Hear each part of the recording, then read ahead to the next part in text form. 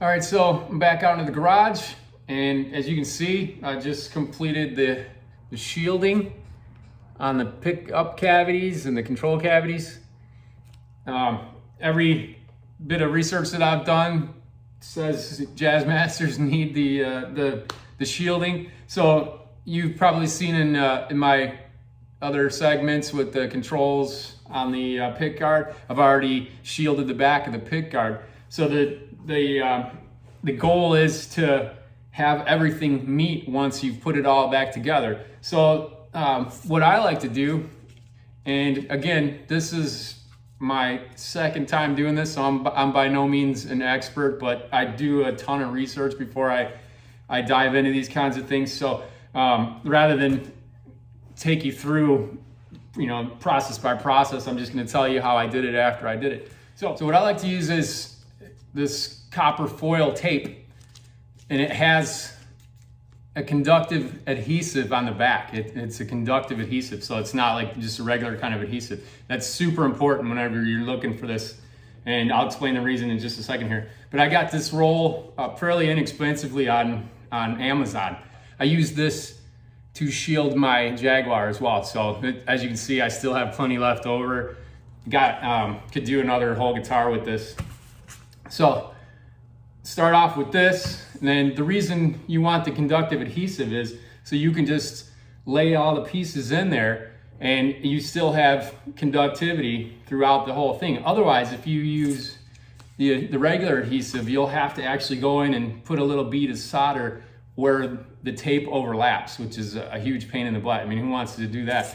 So anyway, what I like to do is cut a piece and put it around the sides first. Just kind of fish it in there around the sides. You want to get it around the sides and then a little bit of the bottom, just all the way around, and just kind of push it in there. And then after you've done that, then these kind of weird shaped parts, if you just kind of lay it over top of that and then just push along the edges, just kind of push along the very top edge, it'll give you a crease with that shape in it. So then all you got to do is kind of cut that shape out, peel the tape off, and put it down in there in the bottom, and then you have like that whole cavity covered. So another note is this stuff likes to fold up pretty easily once you're peeling it off the tape. It wants to just curl up. So be super careful of that. Take your time.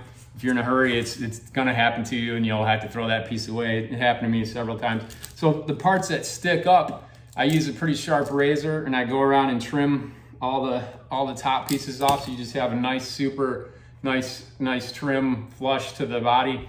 And then the last step, which I'm gonna do in just a little bit here, you just cut some little pieces off, and you wanna have it coming up, out, and overlapping. I do like maybe a couple of them touching the screw holes here for the pick guard, just a few of them. And the reason is, so then whenever you put the pick guard on and you put the screw in, then that whole shielding meets together. So that's what you want. You want that whole thing meeting together so that you have a full, conductivity from the bottom of the cavities here all the way up to the pick guard. So, and now I'm just gonna test for conductivity. You want that conductivity all the way throughout. No matter where you touch on here, you want to hear that beep. So if I could get these things untangled.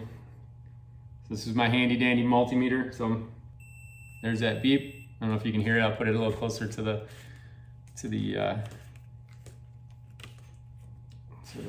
camera there. There's the beep. I'm gonna put it way over here. Got the beep.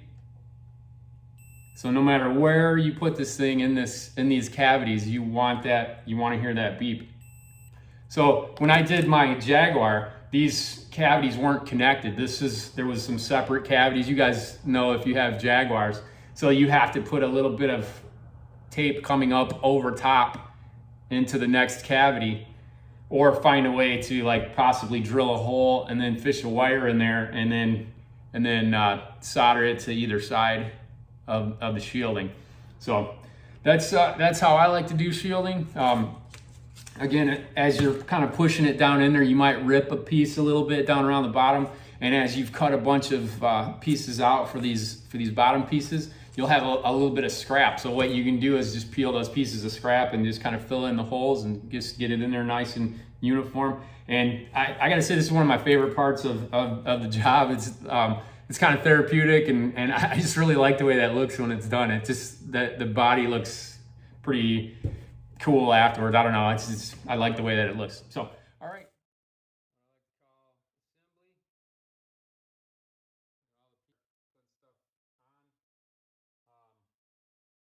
As you can see, I did the overlap here with the shielding, so that whenever I put the pick guard on, it'll make contact with the shielding underneath the pick guard and complete that circuit. And for continuity, anyway. So, all right, that's it for shielding, and we'll see you guys in the next bit here.